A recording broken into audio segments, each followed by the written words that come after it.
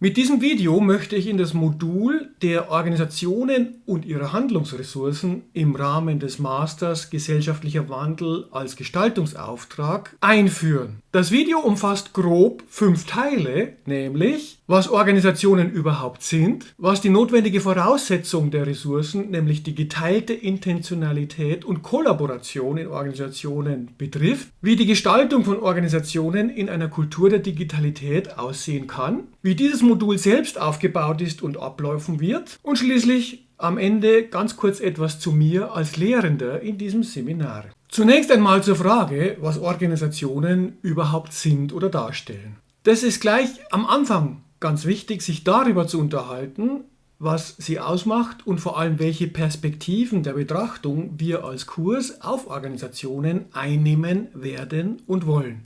Dabei geht es eher um eine allgemeine Betrachtung. Die Übertragung auf Organisationen im Bereich der sozialen Arbeit beispielsweise müsst dann ihr organisieren.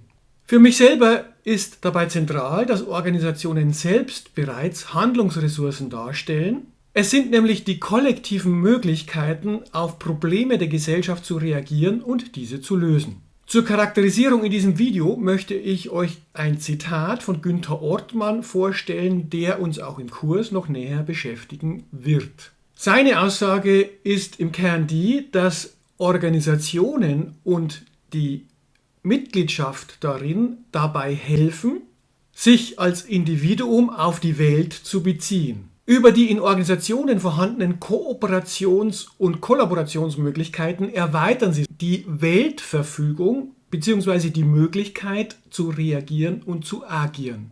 Dabei ist die organisierte Wahrnehmung zwar schärfer, aber durchaus natürlich auch enger, weil man im Organisationsumfeld eine spezifische Sichtweise und einen besonderen Blickwinkel auf die Welt und ihre Probleme entwickelt. In dem Teil des Moduls, das sich der Frage der geteilten Intentionalität und der Kollaboration widmet, geht es vor allem um die Frage, warum Menschen überhaupt kollaborieren und kooperieren, was wiederum eine Frage bzw. Antwort ist, die auch philosophisch mit dem Menschenbild zu tun hat. Auch hierfür möchte ich ein Zitat anbringen, das wesentlich mit Organisationen als Handlungsressourcen und den Menschen darin zu tun hat. Es stammt von Michael Tomasello aus seinem Werk von 2010 mit der Frage, warum wir als Menschen kooperieren. Seine Erkenntnis ist die, dass alle kognitiven Großleistungen der Menschen, er bezieht sich dabei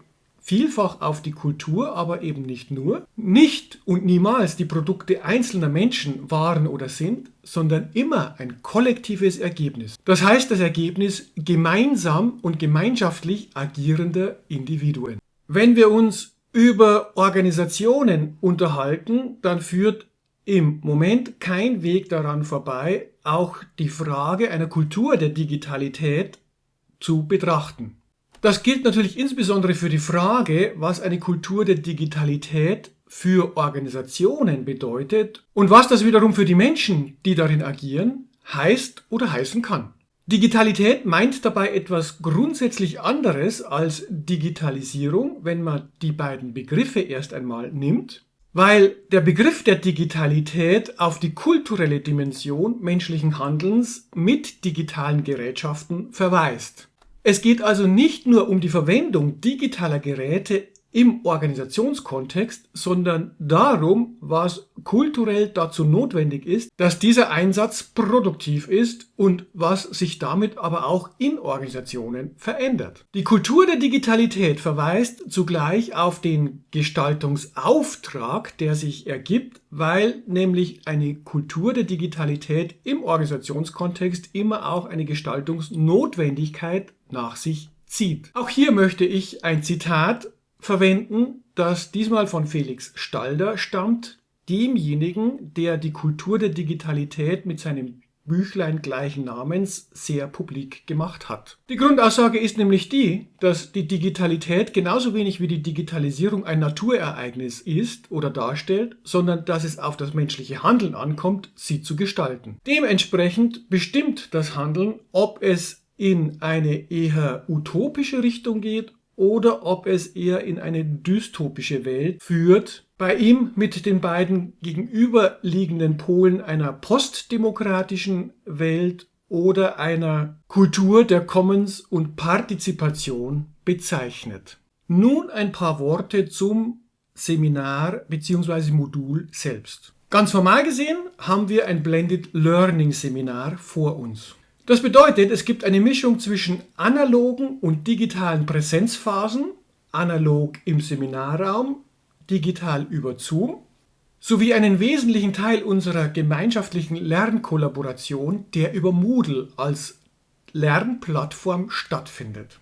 Darin wiederum spielt die Gruppenarbeit eine große Rolle. Die notwendigen Einzelheiten bekommt ihr immer über Nein zu Beginn bzw. später im Kurs über Moodle selbst natürlich von mir mitgeteilt.